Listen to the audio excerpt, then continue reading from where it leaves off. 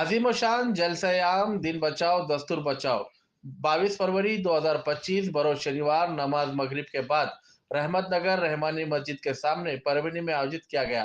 یہاں پر بے باک اور شعلہ بیان خطاب کرنے والے حضرت مولانا حلیم اللہ صاحب قاسمی دامت برکاتہ صدر جمعیت علماء مہاراشٹر نے اپنی موجودگی درج کرائی۔ انہوں نے آج کے حالات اور مسلمانوں کے بارے میں کہا کہ ہمیں پرانے دور کی اور لوٹنا ہوگا تاکہ ہم جان سکے کہ جمعیت علماء ہند کس پرکار مسلم سماج میں کام کرتی ہے۔ انہوں نے یہ بھی بتایا کہ جمعیت نے ہمیشہ مسلمانوں کو نیائے دلانے کے لیے کام کیا ہے، جبکہ آج کل نئے قانونوں کے ذریعے مسلمانوں کو پریشان کیا جا رہا ہے۔ اس کے علاوہ انہوں نے وقف بل اور زمین کے بارے میں بھی بات کی اور کہا کہ ایک طرفہ ظلم ہے، اس کے خلاف ہمیں سنویدھان اور قانون کے دائرے میں رہ کر وروध کرنا چاہیے۔ سنویدھان نے ہم سب کو ادھیکار دیا ہے اپنے اپنے مذہب کے لیے سنویدھان اور قانون کے دائرے میں رہ کر اپنا وروध درج کرا سکے۔ حضرت مولانا حلیم اللہ صاحب قاسمی صدر جمعیت العلماء مہاراشٹر نے اپنے سمبودھن میں اس وقت وہاں پر حضرت مولانا سید نصر اللہ حسینی صاحب جالنا، حضرت مولانا عیسیٰ خان صاحب کاشفی، حضرت حافظ عبدالعظیم شاہ صاحب، حضرت مولانا قاری محمد اسماعیل صاحب رشیدی، حضرت مولانا شاہد صاحب، حضرت حافظ صاحب نادر، حضرت حافظ محمد ذاکر صدیقی صاحب، حضرت مولانا غلام مصطفیٰ صاحب رشیدی، حضرت مفتی شفیع الدین صاحب قاسمی، حضرت حافظ عبید صاحب فیضی ہنگولی، حضرت مولانا وہاب صاحب بیتی، حضرت حافظ شیر خان صاحب کا ذکر کیا۔ ان سبھی کا شال ڈال کر، ہاتھ ڈال کر اور گلدستہ دے کر علماء کا ستکار کیا گیا۔ مہاراشٹر بھر سے آئے مولانا حافظ مفتی اور قاری نے بھی اس جلسے میں شرکت کی۔ ہم آپ کو پوری ویڈیو دکھائیں گے لوگ پکار نیوز چینل پر۔ اگر آپ نے ہمارے لوگ پکار نیوز چینل کو ابھی تک سبسکرائب نہیں کیا ہے تو کرپیا جلدی کریں، ویڈیو کو لائک، شیئر اور کامنٹ ضرور کریں۔ ایڈیٹر سید ایوب، سنوادداتا شیخ اکرام۔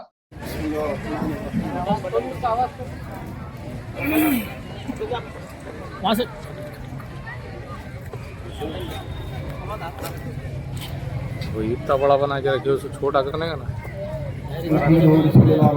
بناتے سمجھنے کو آنا۔ اما بعد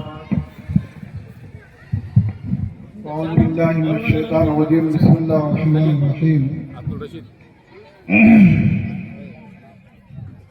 رشید صاحب ہے، کلیم صاحب ہے، اس کے بعد میں تمہارے وقال اللہ تبارک و تعالی فی القرآن المجید والفرقان الحمید اعوذ باللہ من الشیطان الرجیم بسم اللہ الرحمن الرحیم۔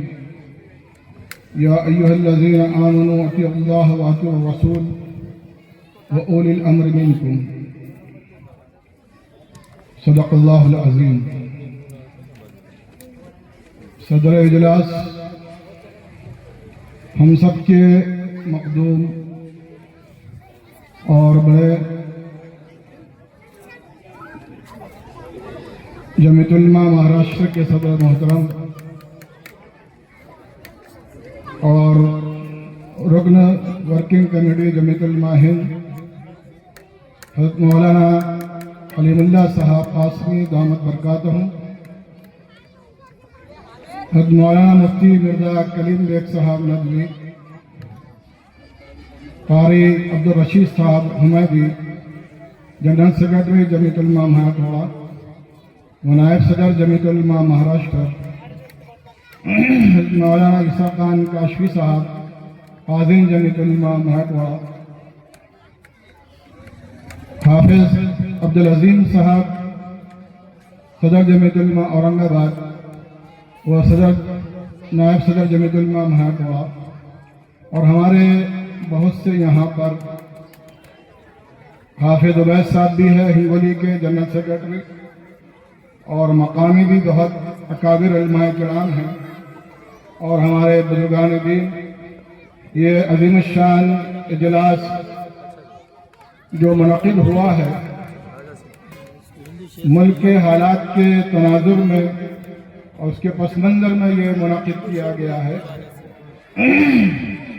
کہ ملک کے جو حالات چل رہے ہیں اور جن کا ہم مشاہدہ کر رہے ہیں اور جن کے وجہ سے ہم سب کے دل متفکر ہے، بے چین ہے، مضطرب ہے کہ یہ حالات کس کروٹ لیں گے اور اس کے نتائج उम्मत मुसलमान पर और मिल्लत इस्लामिया हिंदिया पर क्या पढ़ने वाले हैं, इसके ताल्लुक़ से हम सब फिक्रमंद हैं, मुतफक्किर हैं।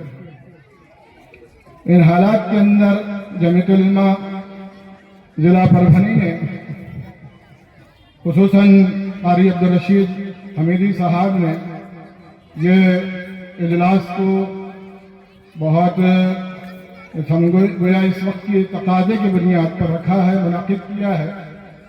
इस एतबार से वो काबिल मुबारकबाद है।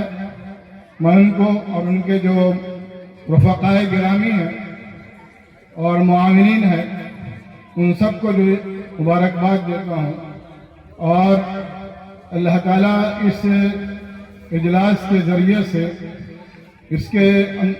इसमें जो है हमारे अकाबिर जो ख़ास तौर पर हज़रत मौलाना हलीमुल्लाह साहब जो खिताब फरमाएंगे, जो हम सब के लिए गोया रहनुमाई का, रहबरी का ज़रिया होगा, बाइस होगा। इस सिलसिले में हज़रत मौलाना मियां साहब रहमतुल्लाह अलैह ने भी ये कहा था। बहुत से लोग ये एतराज़ करते हैं कि भाई जो मुल्क के सियासी हालात बन रहे हैं या उसके जो समाजी हालात हैं, इन हालात के ताल्लुक़ से उलमाए किराम को इसमें कोई अमलन दिलचस्पी नहीं लेना चाहिए। उनका अपना दायरे कार मुतय्यन है। वो अपने मस्जिद में, अपने मकतब में, अपने मदरसे में, अपने दायरे में उनको काम करना चाहिए। ये काम उनका नहीं है कि वो मुल्क के हालात पर जो है तबसरा करें, उसके ताल्लुक़ से कोई अमली जद्दोजहद करें, उसके ताल्लुक़ से कोई इक़दामात करें और इसके ताल्लुक़ से कोई जो है उनके अंदर दिलचस्पी होना चाहिए। इस ताल्लुक़ से हज़रत मौलाना अली मियां साहब रहमतुल्लाह अलैह ने ये कहा था कि हालात के जो मुल्क के हालात चल रहे हैं, हालात पर नज़र भी रखना चाहिए और उसके क्या अवाक़िब और क्या नताइज समरात सामने पड़ने वाले हैं, मुल्क पर मुरतब होने वाले हैं और उसके ज़रिए से मिल्लत इस्लामिया को किन मसाइल से सामना करना पड़ सकता है, इस सब के ताल्लुक़ से उलमाए किराम को मुतफक्किर होना चाहिए। और इसके ताल्लुक़ से उनको जो है यानी कौम के अंदर भी सियासी शऊर बेदारी पैदा करना चाहिए, उनको भी जो है मुतवज्जह करना चाहिए। ऐसा नहीं कि हम लोग जो है हालात कुछ भी चलते रहें और उसके हमारे ताल्लुक़ से मुल्क के अंदर कुछ भी फैसले हो रहे हों और कोई भी एक्शन लिए जा रहे हों और कुछ भी बिल पास किए जा रहे हों और कुछ भी इक़दामात किए जा रहे हों और हम लोग जो है गफलत की चादर ओढ़ कर जो है मुतमईन रहें कि भाई हमारा ये काम नहीं है कि हम लोग इसके ताल्लुक़ से सोचें और इसके ताल्लुक़ से कोई अमली कदम उठाएं। इस एतबार से मौलाना ने कहा यह था कि जैसे नमाजें ज़रूरी है और जो है जो दीगर फ़राइज़ दीन है और इस्लामी तालीमात है, उसमें ये भी ज़रूरी है कि जो है उलमाए किराम अमलन मैदान में आए और वो ख़ुद भी जो है इन हालात के वाक़िफ़कार हों, उससे वाक़ियत रखते हों, उनको जानते हों और वह ज़माने की नब्ज़ पर अपने हाथ रखें। इस एतबार से ये जद्दोजहद बहुत अजीम जद्दोजहद है कि मुल्क के हालात के अंदर कौम के ऊपर क्या असरात पड़ने वाले, मुरतब होने वाले, इसके ताल्लुक़ से फिक्र करना चाहिए और जो हमसे जो हो सकता है उसके ताल्लुक़ से फिक्रमंद होना चाहिए। यानी कल ही एक बात मैंने हज़रत मौलाना हलीमुल्लाह साहब से ही सुना था उनके बयान के अंदर कि ये कितना बड़ा यानी कौम की और मिल्लत के मसाइल के ताल्लुक़ से फ़िक्र करना कितना बड़ा मकाम है और कितना बड़ा जो है इसका यानी बुजुर्गों के नज़रों में जो है इसकी अहमियत है और उसकी ज़रूरत है कि वक्त का वली है हज़रत मौलाना अब्दुल कादिर साहब रहमतुल्लाह अलैह रायपुरी।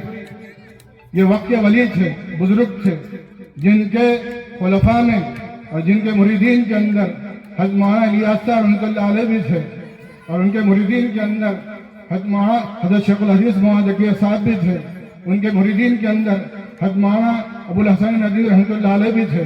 उनके मुरीदीन के अंदर जो यानी हज़रत मौलाना मंजूर रहमानी साहब रहमतुल्लाह अलैह भी थे।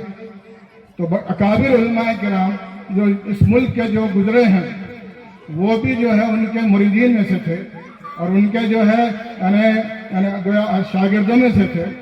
उन्होंने ये कहा, उनसे किसी ने ये शिकायत की कि मौलाना हिफ्जुर रहमान साहब सिवाही रहमतुल्लाह अलैह जो जमीयत उलमा के सेक्रेटरी है, जनरल सेक्रेटरी है, वो जो है बहुत ज़्यादा सियासी फिक्रे करते हैं, सियासी मैदान में भागदौड़ करते रहते हैं, और वो कांग्रेसी है और किसी पार्टी से ताल्लुक़ रखते हैं। और उनका मौलाना हिफ्जुर रहमान साहब रहमतुल्लाह अलैह का ये कारनामा था कि 1947 के बाद जो हालात, जो हमारे मुसलमानों पर जो हालात आए थे, उसके अंदर बहुत जद्दोजहद की थी, उनको आसरा देने के लिए, उनको दिलासा देने के लिए, उनको तसल्ली देने के लिए बहुत भागदौड़ की थी। और औकाफ के तहफ़्फ़ुज़ के लिए भी आपने बहुत ज़्यादा कोशिशें की। तो ये शिकायत की उनसे बाद लोगों ने कि वह उसका पस मंज़र यही था कि उलमाए किराम को ये चीज़ों में नहीं जाना चाहिए, उनका मैदान अलग है, उनका मैदान मस्जिद है, उनका मैदान जो है खानका है, और उनके मैदान जो है मकतब है, उनका दायरा कार जो है सिर्फ दीनी माहौल में रहना है, ये चीज़ों में नहीं पढ़ना है। तो ये शिकायत की हज़रत मौलाना अब्दुल कादिर साहब रहमतुल्लाह अलैह के जो वक्त के वली थे, उनसे ये शिकायत की। तो मौलाना ने ये कहा, जो वक्त जो ज़्यादा हो रहा है जिसके जाने हमारे क़ारी साहब इशारा कर रहे हैं, लेकिन मैं इन चीज़ों की अहमियत को बयान करके इसी वाक़े के बाद मैं अपनी बात को ख़त्म करूँगा। तो हज़रत मौलाना अब्दुल कादिर साहब रहमतुल्लाह अलैह ने ये, रायपुरी रहमतुल्लाह ने ये कहा कि हज़रत से मैं ये कहो, हज़रत मौलाना हिफ्जुर रहमान साहब से रहमतुल्लाह अलैह से ये कहो कि आपने इस मुद्दत के अंदर जो मिल्लत के लिए भागदौड़ की है, जो जद्दोजहद की है, उनको आसरा दिया है, उनको तसल्ली दी है, उनको जो इमदाद फराहम की है, उस मुद्दत के जो उन्होंने मेहनत की है, वो जद्दोजहद मुझे दे दे, और मैं पूरी ज़िंदगी के जो मुजाहिदे हैं, रियादात है, इबादात है और मामूलात हैं, मैं वो सबको उनको देने के लिए तैयार हूँ। ये गोया जो अहले इल्म है वो जानते हैं कि हज़रत अब्दुल कादिर साहब रहमतुल्लाह अलैह का, रायपुर रहमतुल्लाह अलैह का क्या मकाम है, और उनकी कितनी खिदमत थी और कितना जो है उनसे ताल्लुक़ माल्ला था। उसके बावजूद उन्होंने हज़रत मौलाना हिफ्जुर रहमान साहब सिवाही रहमतुल्लाह अलैह की जो खिदमत थी मिल्लत इस्लामी के लिए, उन्होंने ये कहा कि उससे ज़्यादा बड़ी भी है। इस एतबार से ये प्रोग्राम जो जमीयत उलमा के तहत मुनक़िद किए जाते हैं, जो चाहे वो सियासी तौर पर हो, चाहे वो दावती तौर पर हो, चाहे वो समाजी तौर पर हो, चाहे जो है वो तालीमी तौर पर हो, इन सब को अहमियत देना चाहिए। और मुल्क के अंदर जो हालात बन रहे हैं और उसके जो वहाँ जो फ़िरका परस्त ताकतें जो है मुसलमानों के ताल्लुक़ से एक्शन ले रही है और बिल पास कर रही है, उसके ताल्लुक़ से हमारे बुजुर्ग जो है क्या जद्दोजहद कर रहे हैं, उसको तहसीन आमिद नज़रों से देखना चाहिए, उनकी तायीद करना चाहिए और दामे दरमे खिदमत सुखने जो भी हमसे ताउन हो सकता करना चाहिए। मैं दोबारा जो है इस अजीम शान इजलास को मुनाकिद करने पर तमाम जमीयत उलमा जिला परभनी को मुबारकबाद देता हूँ। अल्लाह ताला हम सबको जमीयत की अहमियत और इसकी इफादियत और इसकी ज़रूरत को महसूस करने की तौफीक अता फरमाए। वाक़िद अल्हम्दुलिल्लाहि रब्बिल आलमीन। जज़ाकल्लाहु खैर। कारी साहब मैं इंशाल्लाह 2 मिनट में, पौने 2 मिनट में ख़त्म कर दूँगा। आज जमीयत उलमा परभनी की जानिब से जो मुनाकिद इजलास है, इसमें हम सब के बड़े जमीयत उलमा महाराष्ट्र की हरदिल अजीज शख्सियत, जमीयत उलमा की आन बान और शान, जिनकी कुर्बानी और जिनके नाम के लिए आज हम उनके नाम पर यहाँ जमा हुए, ऐसी शख्सियत उनके सामने हमने बयान करना, यानी उसके आगे मैं क्या बताऊँ कि हमारा पूरा वक्त हम हजरत को देना चाहते हैं और उनको सुनना चाहते हैं। लेकिन मैं जमीयत उलमा अरशद मदनी शहरी जमीयत औरंगाबाद के सदर के नाते से मुझे यहाँ पर मेरे दोस्त हजरत मुफ्ती मिर्जा कलीम बेग साहब सदर मराठवाड़ा और नायब सदर जमीयत उलमा मराठवाड़ा महाराष्ट्र, वो जनरल सेक्रेटरी मराठवाड़ा जनाब कारी रशीद साहब ने हम लोगों को मदऊ किया। इसलिए मैं आप तमाम का तहे दिल से शुक्रिया अदा करता हूँ और मुबारकबाद पेश करता हूँ जमीयत उलमा परभनी के जिम्मेदारान को। और आप तमाम हजरात से एक दरख्वास्त करता हूँ मैं, जो सामने मजमा बैठा है माशाअल्लाह उलमा किराम का मजमा है, जमीयत उलमा مجھے جڑ کر آج پورے 12 سال ہو چکے ہیں. 2013 میں جمعیت علماء سے میں جڑا ہوں اور 2013 سے میرا رابطہ حضرت مولانا محترم جمعیت علماء کی جو آج پورے مہاراشٹر میں نہیں، مہاراشٹر جمعیت کی توتی پورے ہندوستان میں بولی جا رہی ہے، اور اس کی وجہ ہے صرف مولانا حلیم اللہ صاحب قاسمی دامت برکاتہم. آپ کو جس وقت جنرل سیکرٹری کا عہدہ مہاراشٹر جمعیت میں ملا، اس کے بعد ہم لوگ جمعیت علماء سے جڑے. میں نے دیکھا حضرت نے سب سے پہلے 2013 میں اورنگ آباد میں مجھے ایک پروگرام دیے کہ حافظ صاحب میں ایک پروگرام آپ کو دینا چاہتا ہوں، مراد وارے میں میری نظر آپ پر پڑی ہے. الحمدللہ اس وقت حضرت کی تشریف آوری بھیڑ میں ہونے والی تھی. جمعیت علماء کی جو ہے حضرت مولانا ارشد مدنی دامت برکاتہم کے چھوٹے بھائی مولانا ارشد مدنی کا پروگرام ہم لوگوں نے اورنگ آباد میں لیے. مولانا کی قربانی اس وقت جو صدر تھے، میں یہ کہتا ہوں کہ وہ 2 ستون اور مولانا حلیم اللہ اکیلے 2 ستون، یعنی یہ 4 ستون پر جمعیت اللہ قائم تھی مہاراشٹر، جس میں سے 2 ستون جو ہے مولانا مرحوم مستقیم صدر صاحب مرحوم اور حضرت گلزار احمد اعظمی صاحب کا انتقال ہو چکا ہے. اور آج پوری ذمہ داری کے ساتھ حضرت مولانا حلیم اللہ صاحب آپ کی کندھوں پر جو ہے جمعیت علماء نے صدارت کا جو ہے ذمہ داری دی ہے. حضرت کا میں آپ کو بتاؤں کوئی دن ایسا نہیں ہے جس دن سفر نہیں ہوتا. جمعیت علماء کی ذمہ داری سنبھالنے کے بعد جو 10 سالہ کیسز تھے، جتنے حل ہوئے، جتنے کیسز نپٹارا ہوا، حضرت کے 1.5 سال کے اندر اس سے زیادہ ہوا. 1.5 سال ہوئے صدر بن کے، 1 سال نہیں ہوا.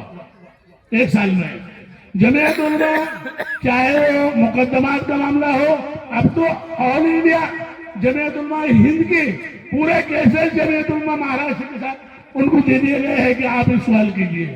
میں یہاں پر آپ لوگوں کے ساتھ میں بہت کچھ بولنا چاہتا ہوں، لیکن مجھے 2 منٹ دیے گئے، اسی لیے میں حضرت کے لیے یہاں پر آیا ہوں. اور میں چاہتا ہوں کہ حضرت کو شملہ نہیں پھیٹا باندھ کر اور جمعیت علماء مراٹھواڑہ صدر، جمعیت علماء مراٹھواڑہ کے جنرل سیکرٹری، نائب صدر منتخب ہونے پر مولانا قاری صاحب، ان تینوں حضرات کا استقبال انشاءاللہ جمعیت علماء اورنگ آباد کی جانب سے کیا جائے گا.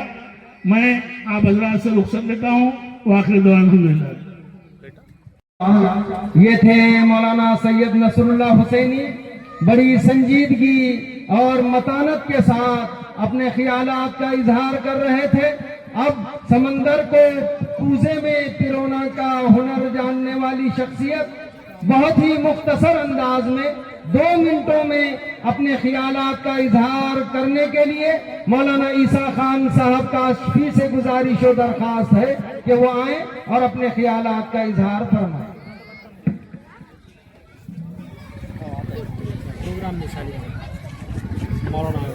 السلام علیکم ورحمۃ اللہ وبرکاتہ.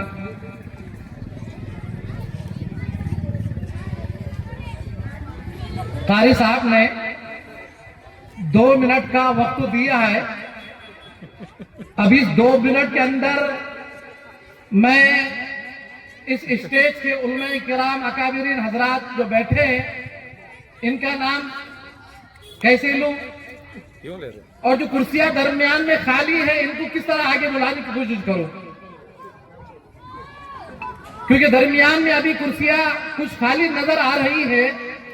لہذا جو حضرات ادھر ادھر ہوٹلوں میں بیٹھ کر، چوراہوں پر بیٹھ کر یا کسی اور مقام پر بیٹھ کر سن رہے ہیں تو ان سے ادباً درخواست ہے کہ اتنا عظیم الشان اجلاس اور کانفرنس تحفظ شریعت پر منعقد ہو رہی ہے اور ہم اپنے آپ کو اس جلسے سے دور رکھ کر سن رہے ہیں، یہ مناسب نہیں ہے. یہاں ماشاءاللہ اہلیان پربھنی نے اور جمعیت علماء ضلع پربھنی نے بہت اچھا پروگرام یہاں پر ترتیب دیا ہے اور حضرت مولانا حلیم اللہ صاحب قاسمی صدر جمعیت علماء مہاراشٹر یہاں تشریف لا چکے ہیں. इंशाअल्लाह उनका पुरमख्त खिताब और पुरअसर बयान होगा। लिहाजा जो हजरात इधर उधर खड़े हैं वो यहाँ पर तशरीफ लाए और इस इजलास में मैं मुबारकबाद दूंगा जमीयत उलमा जिला के सदर कारी अब्दुल रशीद हमीदी साहब को और दीगर अरकान जमीयत उलमा जिला परभनी को कि इतना अच्छा अजीमुश्शान प्रोग्राम मुनाकिद किया। यहाँ पर ये प्रोग्राम सिर्फ परभनी के हद तक नहीं है बल्कि स्टेज पे आप देख रहे हैं कि पूरे मराठवाड़ा भर से लोग यहाँ मौजूद हैं। औरंगाबाद से, जालना से, हिंगोली से, बहोकर से, उस्मानाबाद से, लातूर से और नांदेड़ से और तकरीबन तालुके जात पूर्णा करीब जितने तालुका जात हैं ये सब लोग यहाँ पर आए हैं और जमीयत के पूरे खुद्दाम यहाँ पर आए। क्यों ना आए कि हमारे सदर मोहतरम यहाँ पर आए, सदर मोहतरम यहाँ पर आए हैं, इस एतबार से हमारी यहाँ हाजिरी जरूरी है। मैं मुबारकबाद देकर अपनी बात को खत्म करूंगा। कारी साहब बताएंगे कि मैंने 2 मिनट का वक्त दिया था, आने में मौलाना को 2 मिनट लगे और बोलने में ज्यादा वक्त लग गया, तो मैं इसी पर बात को खत्म करता हूं और मुबारकबाद देता हूं। और बच्चों से गुजारिश करता हूं कि जो बच्चे कुर्सियों पर बैठे हैं, देखो कुर्सी एक ऐसी चीज है, कुर्सी पे बैठो लेकिन ढिगाना मत करो, वरना लोग कुर्सी पे बैठ के ढिगाना कर रहे हैं। अल्लाह हम सबकी हिफाजत फरमाए। वाखिर दावाना अल्हम्दुलिल्लाह रब्बिल आलमीन। जज़ाकल्लाहु खैरा। माशाअल्लाह, ये थे मौलाना मुबीन खान साहब जो समाजी मिली एतबार से बड़ी ज़बरदस्त खिदमात है और भोकर से मौलाना का ताल्लुक है। बुजुर्गों और दोस्तों, थोड़ी सी तरतीब को बदलकर हमारे इस इजलास के सदर इलाके मराठवाड़ा जमइयत उलमा के सदर, गूनागू सलाहियतों की मालिक शख्सियत, खामोशी भी बहुत सारे जवाबात होती है, ऐसी शख्सियत, बहुत ही संजीदगी और मतानत की हामिल शख्सियत हजरत मौलाना मुफ्ती मिर्जा कलीम बेग साहब नदवी सदर जमीयत उलमा मराठवाड़ा, वो इस अजीम शान इजलास के सदर आली वकार के दयार में जाते हुए हजरत से गुजारिश और दरखास्त करता हूँ बगैर कैद के हजरत के दयार में जाता हूँ, गुजारिश और दरखास्त करता हूँ कि आप अपने ख्यालात का इजहार फरमाएं।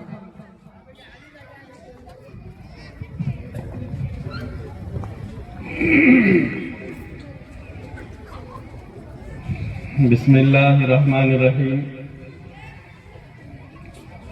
अल्हम्दुलिल्लाह कफ़ा व सलामुन अला इबादिहिल्लज़ीना इस्तफ़ा, अम्मा बाद। क़ाल अल्लाहु तबारक व तआला फ़िल क़ुरानिल मजीद, अऊज़ु बिल्लाहि मिनश शैतानिर रजीम, बिस्मिल्लाहिर रहमानिर रहीम। वल्लज़ीना जाहदू फ़ीना लनहदियन्नहुम सुबुलना इन्नल्लाहा लमअल मुहसिनीन। सदक़ल्लाहुल अज़ीम। इक़बाल ने कहा था कि सतीजा कार रहा है अज़ल से ता इमरोज़, सतीजा कार रहा है अज़ल से ता इमरोज़, चराग़े मुस्तफ़वी से शरारे बुलहबी। आज के इस अज़ीमुश्शान इजलास के सदर आली क़द्र, हम तमाम के बड़े व मुहसिन व मुरब्बी हजरत मौलाना हलीमुल्लाह साहब कासमी सदर जमीयत उलमाए महाराष्ट्र, स्टेज पर तशरीफ फरमा जमीयत उलमा महाराष्ट्र मराठवाड़ा के नाइबीन हाफिज अब्दुल अजीम साहब, मौलाना सैयद नसरुल्लाह हुसैनी साहब, हाफिज उबैद साहब, मुबीन इनामदार साहब, मौलाना ईसा खान काशफी साहब और आज के इस अजीमुश्शान जलसे की निज़ामत व इंतज़ाम संभाले हुए اور جمعیت علماء مراٹھواڑہ کے سیکریٹری قاری عبدالرشید صاحب اور تمام میرے ساتھیوں، دوستوں اور سامنے تشریف فرما تمام شہر پربھنی کی معزز، معتبر، مستند، علمی، ثقافتی، سماجی، سیاسی اور ادبی شخصیات، السلام علیکم ورحمۃ اللہ وبرکاتہ۔ مجھے ایک ساتھی کا اور نام لینا چاہیے کہ میں دیکھ رہا جمعیت علماء ضلع پربھنی کے سیکریٹری ماشاءاللہ مستقل اپنے ساتھیوں کے ساتھ مجمع میں تشریف فرما ہیں اور ضروریات کو پوری کر رہے ہیں۔ حافظ سید عیسیٰ صاحب، چونکہ آپ ہی کی یہ ترتیب ہے کہ الحمدللہ بچے بھی، جوان بھی اور ساری عمر کے لوگ ماشاءاللہ باترتیب بیٹھے ہیں۔ اللہ آپ کو اس محنت کا بہترین صلہ عطا فرمائے۔ میرے عزیز دوستوں، بزرگوں، آج کا یہ اجلاس جس اچھوتے اور منفرد عنوان کے ساتھ رکھا گیا ہے، یقیناً شریعت کا تحفظ اور آئین کا تحفظ، دونوں چیزیں جس انداز سے ہمیں یکجا ہونے کی دعوت دیتی ہے، ہمارے آپسی انتشار کو ختم کر کے ایک پلیٹ فارم پر جمع ہونے کا ہمیں پیغام دیتی ہے، یقیناً اس کے نتائج، اس کے اثرات بڑے دور رس ہوں گے انشاءاللہ۔ اصل میں چیزیں کوئی نئی نہیں ہیں، یہ تو نظام ہے کہ حق اور باطل کی جنگ ہر دور میں، ہر زمانے میں اور ہر طریقے سے ہوتی آئی ہے۔ آج ہماری شریعت پر جس انداز سے ڈاکہ ڈالا جا رہا ہے، شریعت کے نظام میں خلل پیدا کرنے کی جو کوشش کی جا رہی ہے اور شریعت کو کسی نہ کسی طریقے سے مجروح کرنے کی جو سازش رچی جا رہی ہے، اس سے کوئی بینا، کوئی دانا جو ہے بے خبر نہیں ہے۔ لیکن دوستو، بزرگوں، بڑے عجیب و غریب انداز میں ایک ایسا لبادہ اڑا کر، ایک ایسا غلاف اس پر چڑھا کر کہ آئین نے ہر ہندوستانی کو اپنے مذہب کی آزادی کے ساتھ دیش میں رہنے کا جو موقع دیا ہے، وہ موقع اتنا عظیم ہے کہ ہر شخص اس ملک میں اپنے مذہب پر عمل کرتے ہوئے رہ سکتا ہے۔ لیکن حاضرین اکرام، میں آپ کو بتاؤں کہ آئین کو تبدیل کرنے کی یا آئین کے شقوں کو محدود کرنے کی اور ہمارے یعنی دیش واسیوں کی آئین سے ناواقفیت اور کم واقفیت کی وجہ سے آہستہ آہستہ آئین پر حملہ کرنے کی کوشش کی جا رہی ہے، اور یہ اسی کا نتیجہ ہے کہ آج ہمارے مذہبی شاعر کو نشانہ بنا کر باضابطہ ایوانوں میں اس پر بحث ہونے کے باوجود اور اس کے اندر کے نقائص کو اجاگر کرنے کے باوجود ایوانوں میں اسے پاس کر دیا جا رہا ہے۔ کئی ایسے دفعات اور کئی ایسے قانون جس کا تعلق خاص طور سے مسلمانوں سے ہے، انہی چیزوں کو لے کر جو ہے پورا نظام حکومت یا برسر اقتدار جو لوگ ہیں وہ صرف اپنی ساری توانائی اسی پر صرف کر رہے ہیں کہ مسلمانوں کو ان کی ملی املاک سے، مسلمانوں کو ان کے قومی وراثت سے، مسلمانوں کو ان کے مذہبی شعائر سے، مسلمانوں کو ان کے اوقافی املاک سے کس طرح محروم کیا جائے۔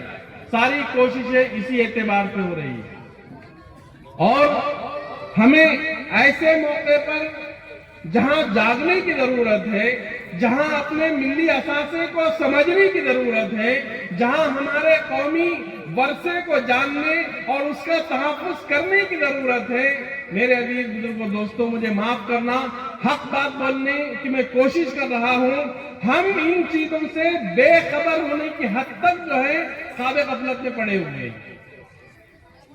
ماضی قریب میں जमीयत उलमा की आवाज सदर मोहतरम हजरत मौलाना सैयद अरशद मदनी दामत बरकातहू ने भी लगाई थी कि अपने औकाफी चीज़ों को, खासतौर से मसाजिद को, मदारिस को, खानकाहों को और हमारे जैसे कब्रस्तानों को, या जो भी हमारी यानी औकाफी वरासत है, जो भी हमारी कौमी वरासत है, जो हमारी मिल्ली वरासत है, इसका तहफ़्फ़ुज़ किया जाए, इसके डॉक्यूमेंट सही किए जाए, इसके कागजात को मुकम्मल किया जाए।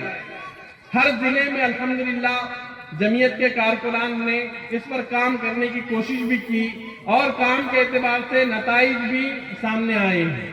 लेकिन आज भी मेरे अजीज बुजुर्गों दोस्तों, अक्सरियत ऐसे मकामात की है कि जहाँ की बॉडीज, जहाँ की कमेटियाँ और जहाँ के जिम्मेदारान जो है अभी भी जो है इस मामले में गफलत बरत रहे हैं। और हमारी गफलत का नतीजा ये हो रहा है कि 400 साल पुरानी मसाजिद को जरा से यानी बदगुमानी का शिकार बनाकर रास्ते के नाम पर उसे पेश करके या इसके दस्तावेजात सही नहीं होने की वजह से बुलडोज कर दिया जा रहा है।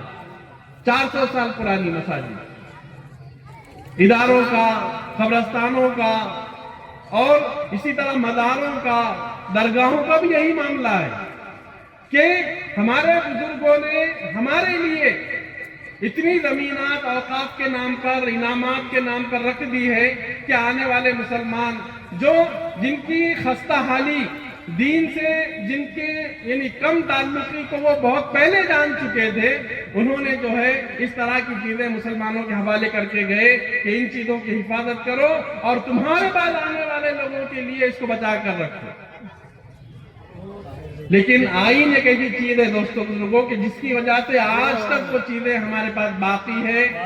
अगर थोड़ी सी हमने कागजी एतबार पर यानी बेदारी का सबूत दिया और उसके ताल्लुक से थोड़ी फिक्रें की तो इंशाअल्लाह हम अपनी मजहबी इन मकामात को, इस्लामी शायर को, इन मुकद्दस मकामात को बचाने में कामयाब हो सकते हैं। वरना जमाना तो क़यामत की चाल चल रहा है दोस्तों बुजुर्ग।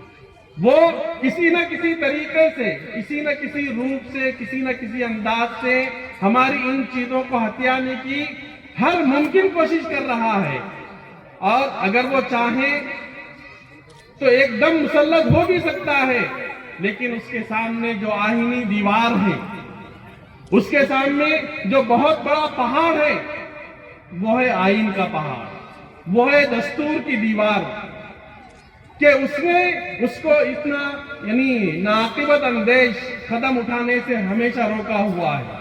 इसलिए जरूरत इस बात की है कि हम दोस्तों बुजुर्गों अपनी चीजों की हिफाजत करने के लिए हमारे आपसी और इख्तिलाफी जो मामूली मकड़ी के जाले के मुआफिक जो नजरियात हैं, उन नजरियात से बाहर आए, इज्तिमाइयत के साथ इन चीजों का तदारुक करें और अपने मिल्ली असासे को बचाने के लिए अल्लाह ने जिस सलाहियत का हमें खूगर और मुकल्लफ बनाया है, उन सलाहियतों को दोस्तों बुजुर्गों कौम की इस विरासत को बचाने के लिए इस्तेमाल करें।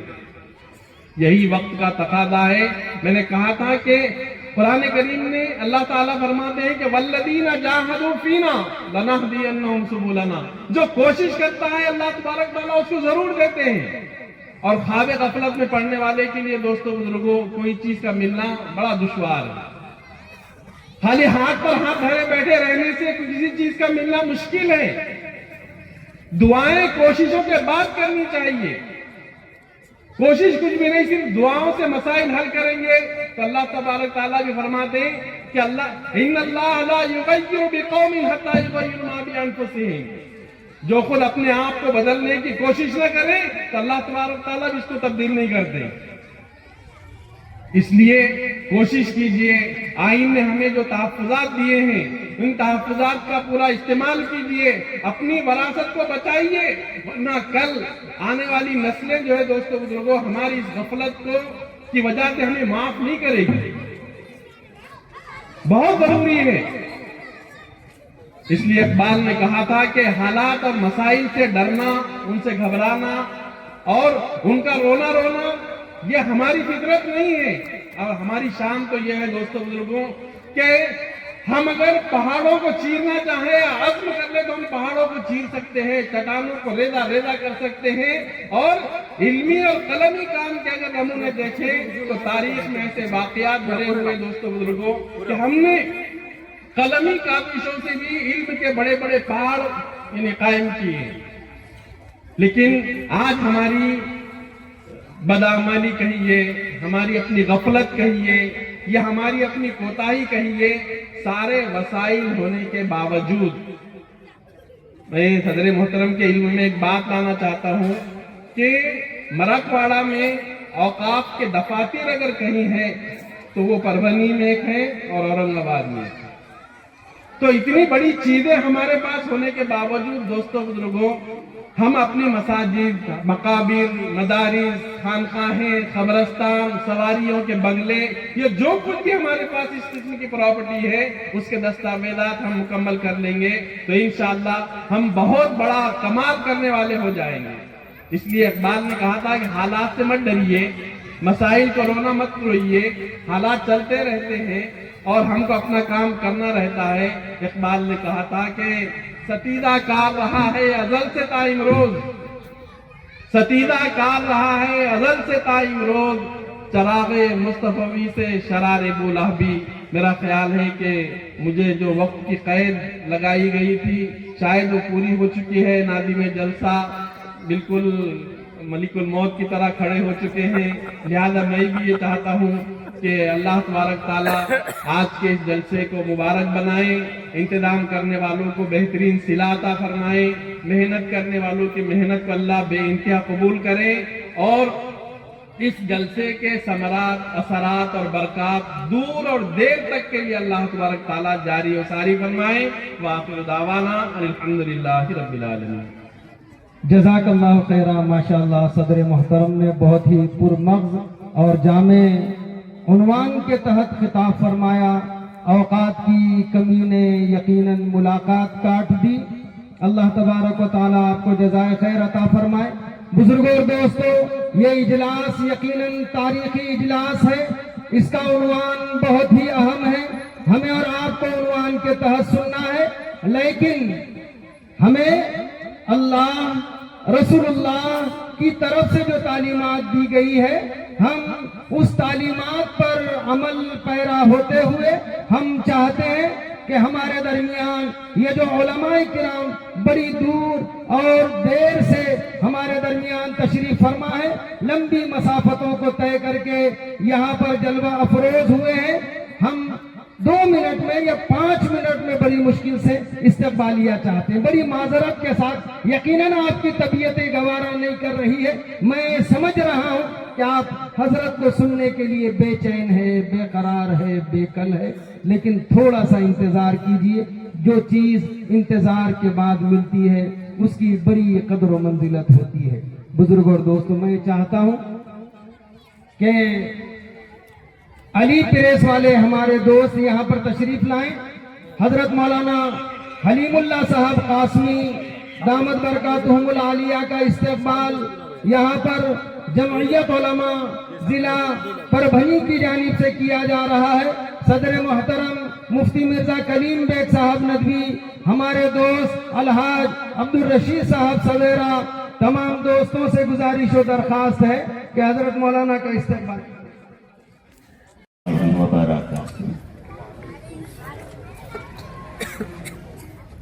بسم اللہ الرحمن الرحیم الحمد للہ رب العالمین والصلاة والسلام على سید المرسلین وعلى آلہ وصحبہ اجمعین اما بعد فقد قال النبی صلی اللہ علیہ وسلم لا يزال من أمتي أمة قائمة بأمر الله لا يضرهم من خذلهم ولا من خالفهم حتى يأتي أمر الله وهم على ذلك أو كما قال عليه الصلاة والسلام۔ آج کے اس اجلاس کے صدر محترم، اسٹیج پر رونق افروز علماء کرام، سامنے بیٹھے ہوئے بزرگوں، دوستوں اور نوجوانوں، اسٹیج پر پیچھے جو بینر لگا ہوا ہے اس پر آج کے اس جلسے کا عنوان جلی حروف میں اور موٹے حروف میں لکھا ہوا ہے، تحفظ آئین ہند۔ جو لوگ ملک کی تاریخ اور خاص طور سے جنگ آزادی کی تاریخ سے واقف ہیں، وہ جانتے ہیں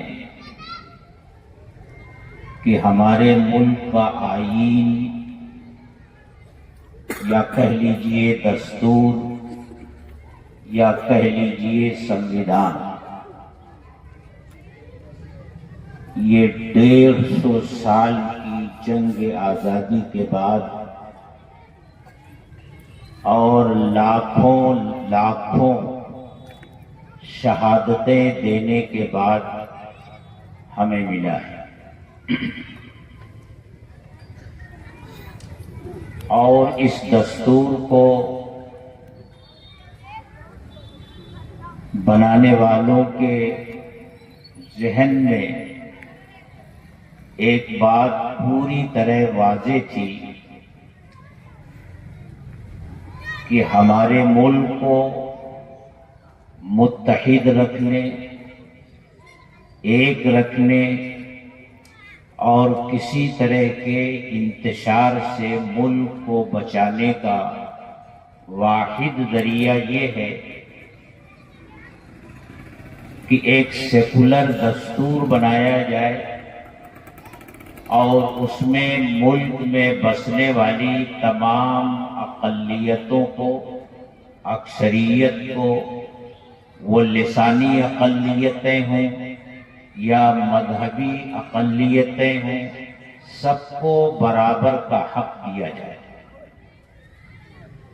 اور ہر شہری کو اپنے مذہب پر عمل کرنے کی مکمل آزادی دی جائے۔ اسی بات کو سامنے رکھ کر کے یہ دستور ہند بنایا گیا اور 1950 میں یہ ملک میں نافذ کیا گیا۔ آج وہ کیا حالات پیش آ گئے کہ صرف 75 سال ہی گزرے کہ اس آئین کے لیے خطرات پیدا ہو گئے اور اس آئین کے لیے جمعیت علماء نے پہلے جد و جہد کی تھی، اسی آئین کے تحفظ کے لیے جمعیت علماء پھر میدان میں آنے پر مجبور ہوئی۔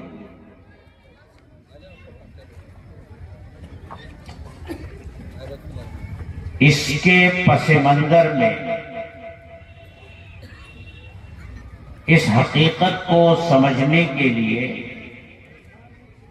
آپ کو صدیوں پیچھے کی داستان جاننی ہوگی، ہندوستان کی تاریخ جاننی ہوگی، ملک کی آزادی کی تاریخ جاننی ہوگی اور ہمارے بزرگوں نے اس ملک کی آزادی کے لیے کیا قربانیاں دی ہیں اسے جاننا ہوگا۔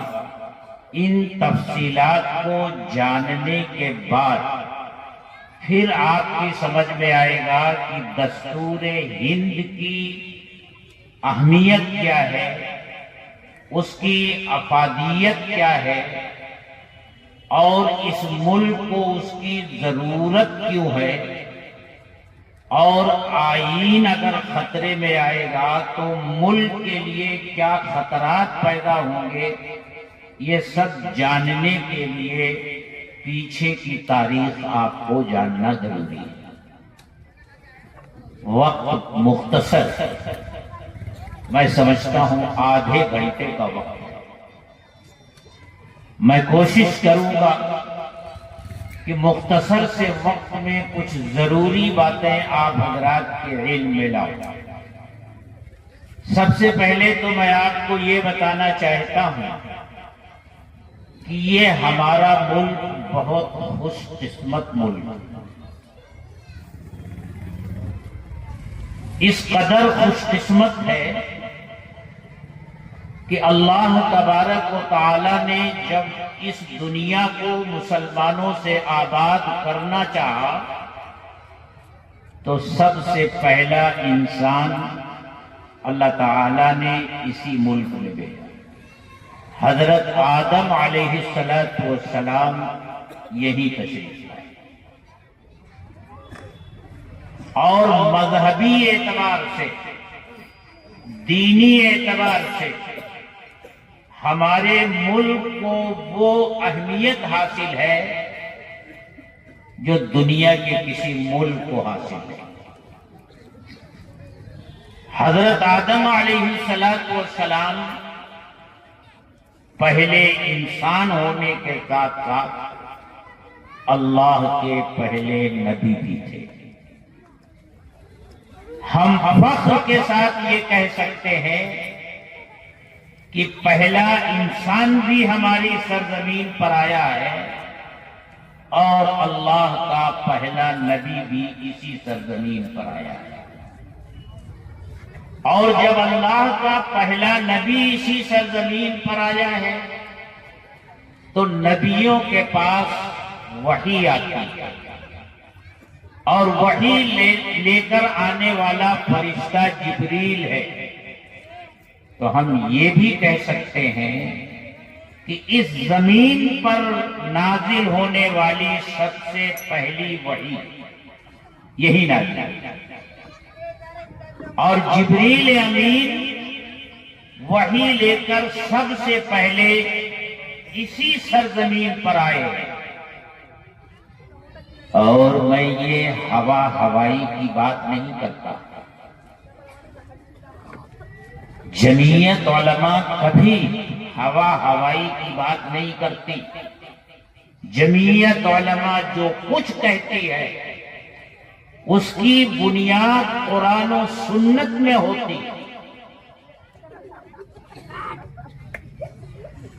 سنت میں، حدیث میں اس کی بنیاد کیا ہے؟ حضرت ابو ہریرہ رضی اللہ تعالی عنہ کی روایت ہے،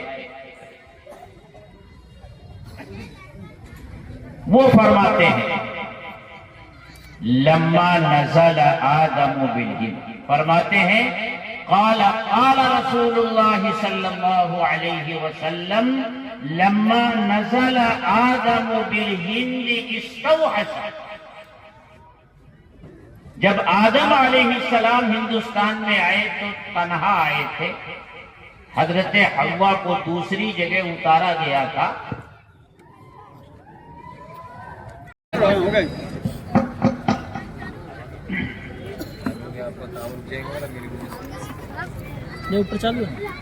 درود شریف پڑھ لیجیے، اللہم صلی علی سیدنا مولانا محمد یا رسول اللہ صلی اللہ علیہ وسلم۔ تو میرے بزرگوں اور دوستوں، میں یہ عرض کر رہا تھا کہ ہمارا ملک کوئی معمولی ملک نہیں، یہ تاریخی سرزمین ہے، مذہبی اعتبار سے بھی اس کا بڑا مقام اور مرتبہ ہے۔ سب سے پہلا انسان بھی یہی آیا ہے اور پہلا نبی بھی یہی آیا ہے اور پہلی وحی بھی یہی آئی ہے، اور اسی سرزمین کی فضاؤں میں سب سے پہلے اللہ کی الوہیت اور حضرت محمد الرسول اللہ صلی اللہ علیہ وسلم کی رسالت کا نعرہ بلند ہوا. میں نے کنز العمال کی ایک روایت پڑھی. حضرت ابو ہریرہ رضی اللہ تعالی عنہ فرماتے ہیں لما نزل آدم بالہند استوحش. جب آدم علیہ السلام ہندوستان میں آئے تو تنہائی کی وجہ سے انہیں وحشت ہونے لگی. ان کی انسیت کے لیے حضرت جبریل علیہ السلام کو اللہ نے بھیجا. فنزل جبریل علیہ السلام ونادى مرتين اللہ اکبر ومرتين اشهد ان لا الہ الا اللہ ومرتين اشهد ان محمد رسول اللہ.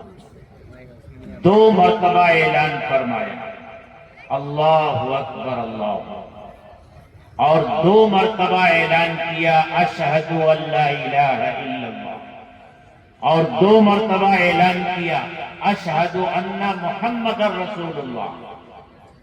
اس حدیث کی بنیاد پر ہم یہ کہہ سکتے ہیں کہ اللہ کی کبریائی، اس کی الوہیت اور حضرت محمد رسول اللہ صلی اللہ علیہ وسلم کی رسالت کا نعرہ سب سے پہلے ہمارے ہی ملک کی فضاؤں میں گونجا.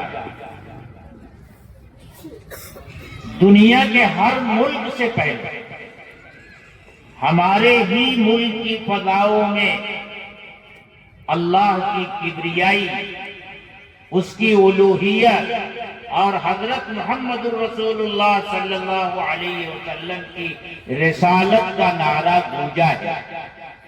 اور یہ تینوں چیزیں اذان کا حصہ ہیں. اذان میں کیا ہے؟ اصل دعوت نماز کی ہے، لیکن اس کے آگے پیچھے اللہ کی کبریائی، اس کی الوہیت اور حضرت محمد الرسول اللہ صلی اللہ علیہ وسلم کی رسالت کا اعلان ہے. تو ہم یہ کہہ سکتے ہیں جس اللہ نے ہندوستان کو انسانیت کے لیے منتخب کیا، انشاءاللہ اس ملک سے انسانیت قیامت تک ختم نہیں ہوگی. اور جس ملک کی فضاؤں میں سب سے پہلے اذان کے کلمات گونجے، انشاءاللہ قیامت تک اس کی فضاؤں میں اذان کے کلمات گونجتے رہیں گے. بظاہر حالات یہی اللہ کا فیصلہ نظر آتا ہے. اور بظاہر حالات میں اس لیے کہتا ہوں کہ دنیا کے بہت سے ملک ہیں جہاں اسلام پہنچا، صدیوں رہا، لیکن پھر اسلام کے دشمنوں نے سازشیں کر کے وہاں کے مسلمانوں کو ختم کیا، وہاں سے اسلام کو نکال دیا. لیکن ہمارے ملک سے اسلام کو نکالنے کی اب تک انتھک کوششیں ہو چکی ہیں، لیکن اللہ نے کسی کوشش کو کامیاب نہیں ہونے دیا. ہندوستان کے مقابلے میں آپ اندلس کو لے لیجیے، 800 سال مسلمانوں نے وہاں حکومت کی. ہندوستان میں بھی مسلمانوں کی حکومت 800 سال رہی، اور بڑی مطابقت ہے دونوں ملکوں کی تاریخ میں. پہلی صدی ہجری کے آخر میں اسلام طارق بن زیاد کے ذریعے اندلس میں داخل ہوا، اور پہلی صدی ہجری کے آخر میں خشکی کے راستے سے، پانی کے راستے سے تو اسلام ہندوستان میں حضرت محمد صلی اللہ علیہ وسلم کی حیات طیبہ میں ہی آ چکا تھا۔ ابھی چند سال پہلے کیرلا میں ایک بڑا بھیانک طوفان آیا، سیلاب آیا، بستیاں کی بستیاں صفحے ہستی سے مٹ گئی تھی۔ جمعیت علماء نے وہاں بازآباد کاری کا کام کیا، کئی بستیاں بسائیں۔ ہم لوگوں کا دورہ ہوا پورے کیرلا کا۔ کیرلا جانے کے بعد وہاں لوگوں نے بتایا کہ یہاں ایک مسجد ہے جو ہندوستان کی سب سے پہلی مسجد ہے۔ اس کو دیکھنے کا شوق ہوا، میں اپنے ساتھیوں کے ساتھ وہاں پہنچا۔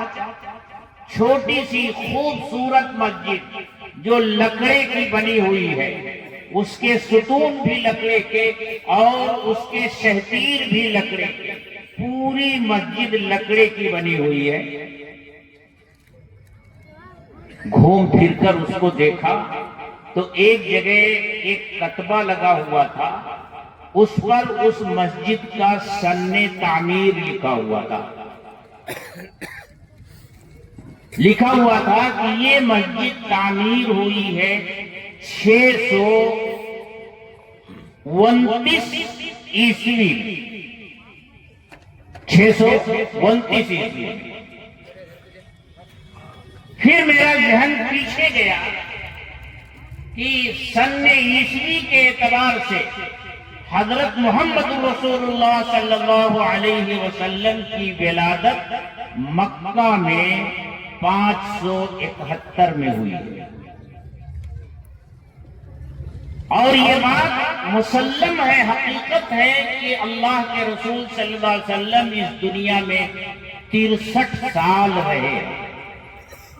اب آپ دیکھیے 571 میں آپ کی ولادت ہے، ادھر 29 سال، اور 629 میں یہ مسجد بن رہی ہے، ادھر 29 سال، 29 اور 29 جوڑ لیجئے کل 58 سال ہوتے ہیں۔ آپ کی ولادت کے 58 سال بعد کیرلا میں یہ مسجد تعمیر کی گئی ہے۔ اس کا مطلب آپ کی حیات طیبہ میں ہی یہ مسجد بنی ہے۔ اس کے بعد بھی آپ اس دنیا میں 5 سال رہے، تو اللہ کا اتنا بڑا کرم ہے کہ اللہ نے ہمیشہ اس ملک کو مسلمانوں سے آباد رکھا ہے۔ یہ اس ملک کی تاریخ ہے، اس ملک کی اہمیت ہے۔ اور ہمارے بزرگوں کو دیکھیے کہ شیخ الاسلام نے ہندوستان کے فضائل پر ایک رسالہ لکھا ہے، فضائل ہندوستان، جس میں متعدد حدیثوں کے ذریعے اس ملک کی فضیلت بیان کی ہے، اس ملک کی خصوصیات بیان کی ہے۔ اتنا اہم ہے ہمارا یہ ملک۔ ایک طرف اس ملک کی اہمیت ہے، اور دوسری طرف دیکھیے ہمیشہ ڈاکو اور لٹیرے اس ملک کا رخ کرتے رہے، کیونکہ ہمارا ملک ہر طرح کی دولت سے مالا مال تھا۔ ہمارے ملک کا تجارتی تعلق دنیا کے بہت سارے ممالک سے تھا، لیکن یہ تجارتی تعلق اس طرح کا تھا کہ ہمارا ملک ایکسپورٹ کرتا تھا، امپورٹ نہیں کرتا تھا۔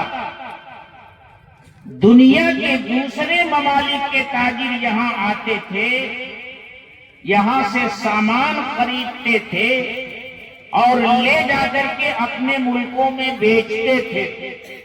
اس طرح ساری دنیا کی نقدی ہمارے ملک میں جمع ہو گئی۔ سونے کا سونے کی چڑیا کہا جاتا ہے۔ مورخین لکھتے ہیں ایسٹ انڈیا کمپنی 1601 میں جب اس ملک میں تجارت کے لیے آئی ہے، اس کے پاس جو کل سرمایہ تھا جو وہ پورے انگلینڈ سے 101 تاجروں کے ذریعے جمع کر کے لائی تھی، اتنا سرمایہ تو صرف سورت کے ایک اکیلے ایک مسلمان تاجر کے پاس تھا۔ یہ حال تھا ہمارے ملک کا۔ لیکن جب اورنگزیب عالمگیر رحمت اللہ علیہ کی وفات ہوئی، یہ 1707 کا واقعہ، تو ہمارے ملک میں طوائف الملوکی کا دورہ شروع ہو گیا۔ ہر جاگیردار، ہر نواب اور چھوٹا راجہ خود مختاری کا دعوے دار بن گیا اور آپس میں لڑائیاں شروع ہو گئی۔ طوائف الملوکی کا یہی دورہ ہے جس میں احمد شاہ ابدالی بھی آئے، نادر شاہ بھی آیا، دلی لٹتی رہی، انسانوں کا خون دلی کی گلیوں میں بہتا رہا، اور یہی وہ دور ہے۔ اورنگزیب عالمگیر اس دنیا سے رخصت ہوتے ہیں اور اللہ تبارک و تعالی حضرت شاہ ولی اللہ محدث دہلوی رحمت اللہ علیہ کو پیدا فرماتے ہیں۔ اللہ نے اس دنیا کو دارالاسباب بنایا ہے۔ اللہ اپنا ارادہ اسباب کے پردے میں ظاہر فرماتے ہیں۔ اللہ یہ نہیں چاہتے تھے کہ ہندوستان کا بھی وہی حشر ہو جو اندلس کا ہو چکا ہے۔ اللہ اسباب پیدا فرما رہے ہیں۔ حضرت شاہ ولی اللہ محدث دہلوی رحمت اللہ علیہ نے ملک کے حالات دیکھے، اقتدار کے لیے آپس کی جنگیں دیکھی، ایک راجہ دوسرے راجہ کو شکست دینے کے لیے باہر کی طاقتوں سے مدد لے رہا ہے، یہ دیکھا، سلطنت مغلیہ کا زوال دیکھا، یہاں تک دیکھا کہ اورنگزیب کے انتقال کے بعد صرف 10 سال کے قلیل مدت میں 12 بادشاہ دلی کے تخت پر بٹھائے گئے اور اتارے گئے، اور ان میں سے اکثریت کو قتل کیا گیا، کوئی اپنی طبعی موت نہیں مرا۔ اس لیے ہندوستان میں اگلا نظام حکومت کیا ہو؟ حضرت شاہ ولی اللہ محدث دہلوی رحمت اللہ علیہ نے خاموشی کے ساتھ ہندوستان کے نظام حکومت کا نقشہ تیار کیا۔ علماء یہاں بیٹھے ہیں، وہ جانتے ہیں کہ حضرت شاہ ولی اللہ رحمت اللہ علیہ نے حجت اللہ البالغہ لکھی، تفہیمات الہیہ لکھی، اور حجت اللہ البالغہ میں اسلامی نظام حکومت کے تمام ابواب کی ایسی تشریح اور تفسیر کی کہ اس کی نظیر دنیا کے کتب خانے میں آج کوئی کتاب موجود نہیں ہے۔ حضرت شاہ صاحب کا بڑی کم عمری میں انتقال ہوا، 60-62 سال کی عمر میں ان کا انتقال ہوا۔ ان کے نوجوان صاحبزادے 16-17 سال کی عمر کے صاحبزادے حضرت شاہ عبدالعزیز محدث دہلوی رحمت اللہ علیہ ان کے جانشین ہوئے، اور یہ اس سے پہلے اورنگزیب کے انتقال سے 1 صدی پہلے ایسٹ انڈیا کمپنی اس ملک میں آ چکی تھی۔ 1601 میں یہ جہانگیر کا دور تھا، اور تجارت کی اجازت لے کر کے اس کمپنی نے پورے ملک میں اپنی تجارت شروع کی، خاص طور سے ملک کے ساحلی علاقوں میں اپنی تجارتی کوٹھیاں بنائی۔ 100 سال تک یہ تاجر کے ہی بھیس میں رہے۔ اورنگزیب کے انتقال کے بعد جب دیکھا کہ ہر طرف افراتفری پھیلی ہوئی ہے تو انہوں نے اپنے کل پرزے نکالنے شروع کیے اور پھر فائدہ اٹھاتے اٹھاتے 1757 میں سراج الدولہ سے جنگ کی اور بنگال کی حکومت اپنے قبضے میں لے لی 1757۔ پھر وہاں سے اس کے قدم بہار کی طرف بڑھے، دلی قریب، لیکن وہ جانتے تھے کہ میسور کی سرزمین پر اللہ کا ایک شیر بیٹھا ہوا اور ان کے راستے کی وہ ایسی چٹان ہے جس کو توڑے بغیر وہ ہندوستان پر قبضہ نہیں کر سکتے۔ تو بجائے دلی کی طرف بڑھنے کے انگریزوں نے دکن کا رخ کیا اور اس وقت کے نوابوں سے ساز باز کر کے اور اپنے جاسوس خریدے ہمارے درمیان سے، اور 1799 میں سلطان ٹیپو کی شہادت کا واقعہ پیش آیا۔ سلطان ٹیپو کی شہادت کا واقعہ پیش آیا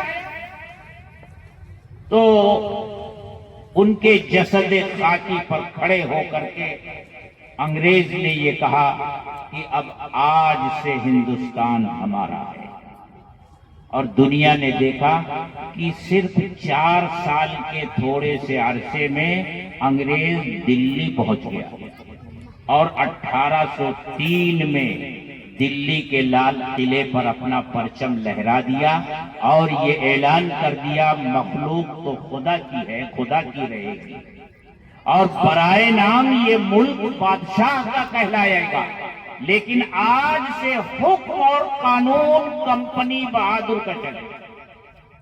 ادھر انگریز کا اعلان ہوتا ہے اور ادھر ایک مدرسے کے ٹوٹے ہوئے بوریے پر اللہ کا ایک قطب بیٹھا ہوا ہے، ایک مرد قلندر بیٹھا ہوا ہے۔ یہ وہی مرد قلندر ہے جس نے اپنے باپ کے کھینچے ہوئے خطوط میں رنگ بھرنے شروع کیے تھے، اور انہوں نے جو پلان بنایا تھا اس پلان کے مطابق افراد سازی کا کام شروع کیا تھا۔ یہ تھے حضرت شاہ عبدالعزیز محدث دہلوی رحمۃ اللہ علیہ۔ انہوں نے اعلان کیا کہ اب یہاں حکم کمپنی بہادر کا چلے گا، اور حضرت شاہ عبدالعزیز محدث دہلوی رحمۃ اللہ علیہ نے فتویٰ جاری کیا، آج ہندوستان غلام ہو گیا اور مسلمانوں کے اوپر جہاد کرنا فرض ہو گیا۔ حضرت شاہ عبدالعزیز محدث دہلوی رحمۃ اللہ علیہ کا یہی فتویٰ جنگ آزادی کی بنیاد ہے۔ سوچو، جنگ آزادی کی آواز سب سے پہلے کہاں سے نکلی؟ سب سے پہلا نعرہ کس نے بلند کیا؟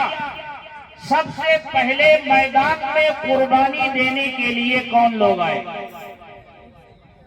ایک مدرسے کی ٹوٹی ہوئی چٹائی سے یہ نعرہ بلند ہوا، ایک عالم دین نے یہ نعرہ بلند کیا، اور پہلی فوج کا دستہ جو انگریزوں سے مقابلے کے لیے نکلا، حضرت سید احمد شہید رحمت اللہ علیہ کی قیادت میں جو بالا کوٹ کے میدان میں شہید ہوا، یہ علماء کی جماعت تھی، یہ اکابر اولیاء اللہ کی جماعت تھی، یہ مشائخ کی جماعت تھی۔ جو لوگ کہتے ہیں کہ جنگ آزادی شروع ہی ہے 1857 سے، وہ ملک کی تاریخ نہیں جانتے، انہیں معلوم نہیں ہے جنگ آزادی کی بنیاد تو حضرت شاہ عبدالعزیز محدث دہلوی رحمۃ اللہ علیہ کا یہ فتویٰ ہے جو 1803 میں دیا گیا، اور ملک 1947 میں آزاد ہوا۔ 150 سال تک اس ملک کی آزادی کے لیے جنگ کی گئی ہے اور لڑائی لڑی گئی ہے، اور ان 150 سالوں میں 100 سال تک तनहा मैदान में मुसलमान था और जंग आजादी की क़यादत उलमा के हाथ में थी। हजारों की तादाद में उलमा शहीद हुए। लेकिन जब हमारे बुजुर्गों ने देखा कि बगैर बिरादराने वतन को साथ लिए अंग्रेजों को इस मुल्क से भगाया नहीं जा सकता, तो फिर उनका भी साथ लिया और 1857 से फिर इस मुल्क के तमाम बाशिंदों ने मिलकर जंग आजादी लड़ी और ये मुल्क 1947 में आजाद हुआ, सबकी मुश्तरका कुर्बानियों से आजाद हुआ। अब यहीं रुक करके एक बात मैं आपसे कहना चाहता हूं, जमीयत उलमा ये दरअसल हमारे वही बुजुर्गों की वारिस जमात है जिन्होंने जंग आजादी शुरू की।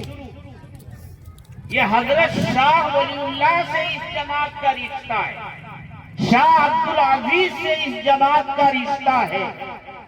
तो अगर इस बुनियाद पर मैं कहूं तो जमीयत उलमा अगरचे दस्तूरी एतबार से 1919 में वजूद में आई, लेकिन अमली तौर से जमीयत उलमा 1803 से ही इस मुल्क में काम कर रही है, जंग आजादी की लड़ाई लड़ रही है। और 1919 में इसी काफिले हुर्रियत का नाम जमीयत उलमाए हिंद पड़ा। 1919 से लेकर के 1947 तक जमीयत उलमा बराबर इस मुल्क की आजादी के लिए लड़ती रही है, अगली सफों में रही है और कायदाना किरदार अदा किया है और ऐसे ऐसे काम किए हैं कि जिनका तसव्वुर दूसरे लोगों को ज़हनों में नहीं। जमीयत उलमा ने जब ये देखा कि अंग्रेज हिंदुओं और मुसलमानों में नफरत के बीज बो रहा है और हम मुसलमानों में भी एक जमात मुस्लिम लीग के नाम से खड़ी हो गई जो ये दावा कर रही थी कि मुसलमान अलग कौम है और हिंदू अलग कौम। दो कौमी नजरिया पेश किया। ये नजरिया मुस्लिम लीग का था, यही नजरिया हिंदू महासभा का था, यही नजरिया आरएसएस का था। ये मुसलमान अलग कौम और हिंदू अलग कौम। लेकिन शेखुल इस्लाम हजरत मौलाना हुसैन अहमद मदनी रहमतुल्लाह अलैह ने दिल्ली के एक जलसे में ऐलान किया कि ऐ लोगों कान खोल कर सुन लो, कौमें मजहब की बुनियाद पर नहीं बनती, कौमें वतन की बुनियाद पर बनती हैं।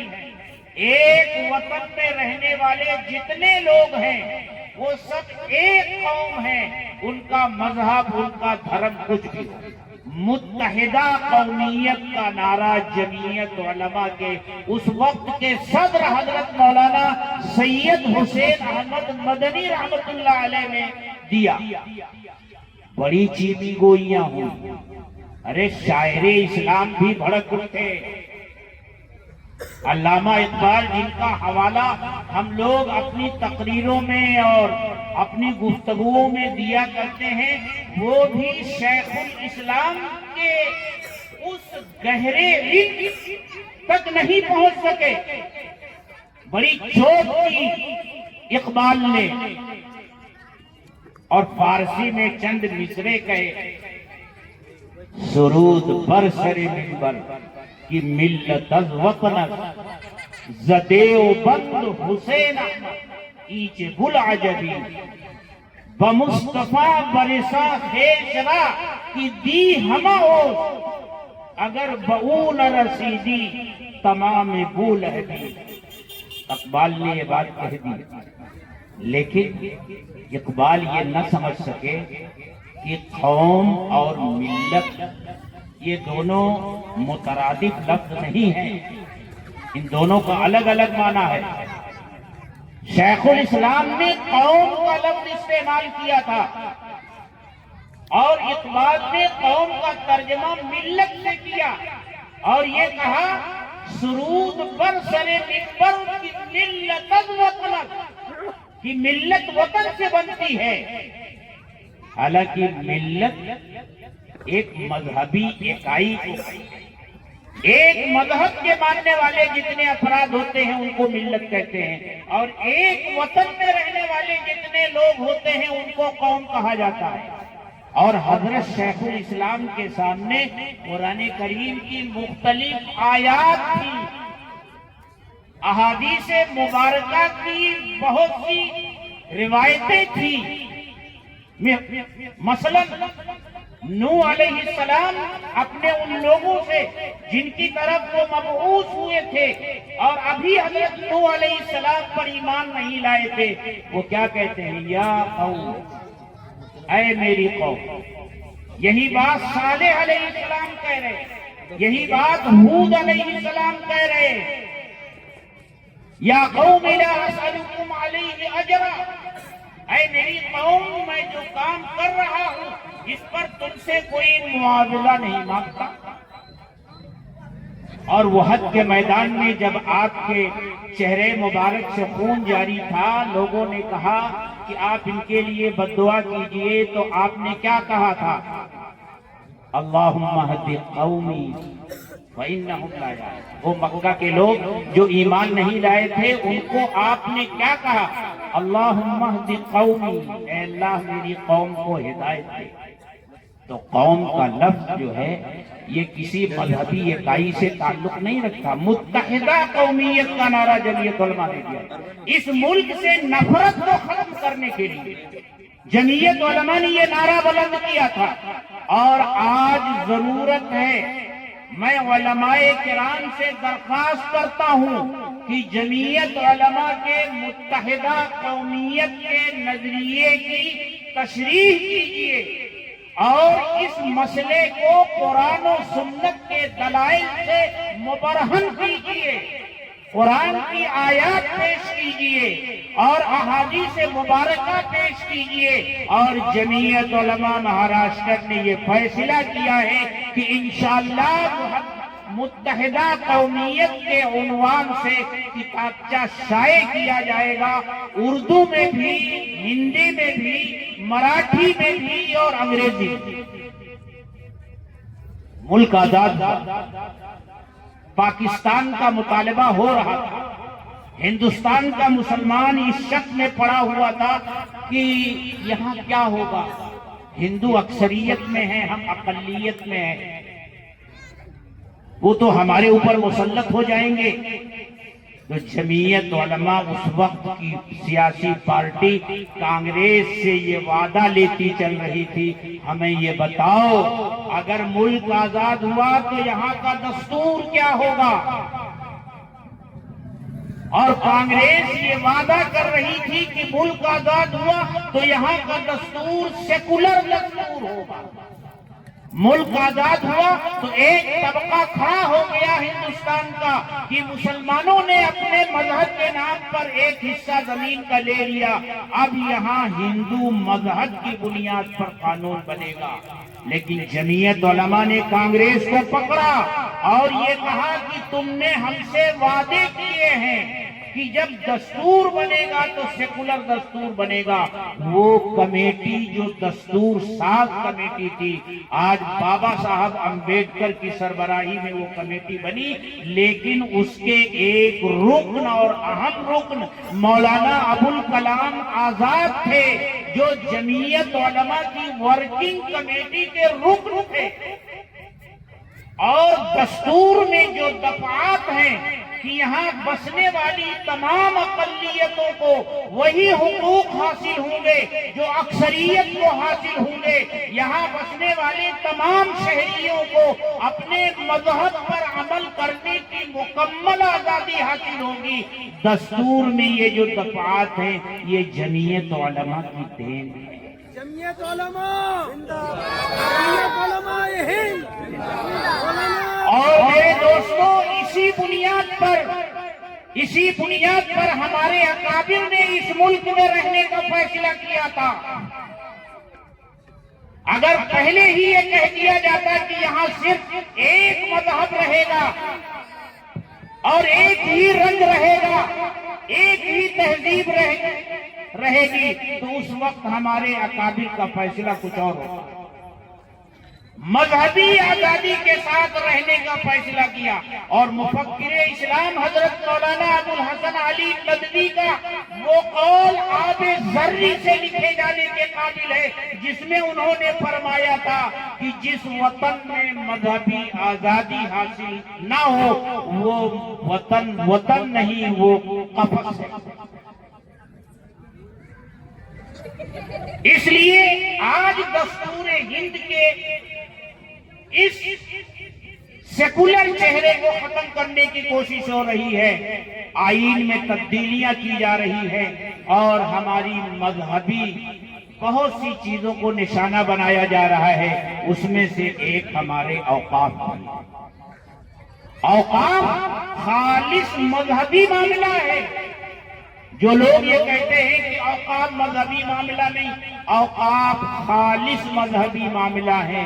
حکومت سن لے کہ مسلمان اپنے مذہب میں مداخلت کسی قیمت میں برداشت نہیں کرے گا، اور اگر ایسا کچھ ہوتا ہے تو قانونی دائرے میں رہتے ہوئے جمعیت علماء ہر طرح کے قدم اٹھائے گی، اور ملک کے شہریوں کو یہ دعوت پڑھائے گی کہ یہ صرف ہمارے خلاف سازش نہیں ہے، آج ہمارے خلاف یہ قدم اٹھایا جا رہا ہے، کل تمہارے خلاف بھی یہ قدم اٹھایا جائے گا۔